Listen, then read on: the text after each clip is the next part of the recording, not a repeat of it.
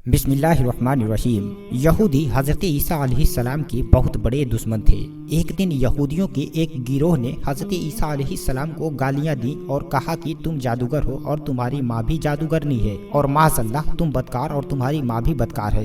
हज़रत ईसा अलैहिस्सलाम को इस बात से बहुत ही तकलीफ हुई और आपने खुदा से दुआ मांगी कि ऐ परवरदिगार, मैं तेरा पैगंबर हूँ और ये लोग मुझे और मेरी माँ को बुरा भला कह रहे हैं। परवरदिगार आलम इनको अजाब का मज़ा चखा दे। चुनांचे आपकी दुआ कबूल हुई और यहूदी अजाब इलाही में मुब्तला होकर बंदर और सूअर बन गए। यहूदियों के अमीर ने जब यह किस्सा सुना तो वो दौड़ा कि कहीं ईसा हम सबको ऐसा न बना डाले, और इस डर से उसने सारे यहूदियों को इकट्ठा किया और कहा कि किसी सूरत में ईसा को कत्ल कर डालो।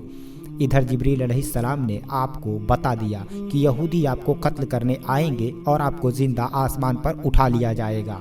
चुनांचे एक दिन सारे यहूदी मिलकर इकट्ठा होकर ईसा अलैहिस्सलाम के घर को घेर लिया और सबसे पहले एक आदमी को अंदर भेजा गया ताकि वह पता लेकर आए कि ईसा घर में है या नहीं है। वह आदमी जब अंदर गया तो उसकी शक्ल हज़रत ईसा अलैहिस्सलाम की सी हो गई और ईसा अलैहिस्सलाम को अल्लाह ने ऊपर आसमान पर उठा लिया।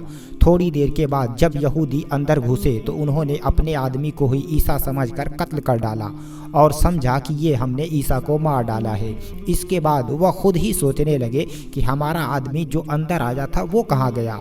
अगर ये मकतूल यानी ये जिसका कत्ल हुआ है ईसा है तो फिर वो कहाँ है, और अगर यही है तो फिर ईसा कहाँ है। अपने गुमान में तो उन्होंने ईसा अलैहिस्सलाम को कत्ल कर डाला, मगर ऐसा हुआ नहीं, बल्कि उन्होंने अपने ही आदमी को कत्ल कर डाला और ईसा अलैहिस्सलाम आसमानों पर जिंदा उठा लिए गए। कुरान करीम पारा नंबर 6 रुकू नंबर 2 रूहुल बयान सफ़ा नंबर 513 जिल्द नंबर 1। बेशक हज़रत ईसा अलैहिस्सलाम आसमान पर जिंदा उठा लिए गए हैं, और जो लोग इनके कत्ल हो जाने या मर जाने के कायल हैं वो महज धोखे में हैं।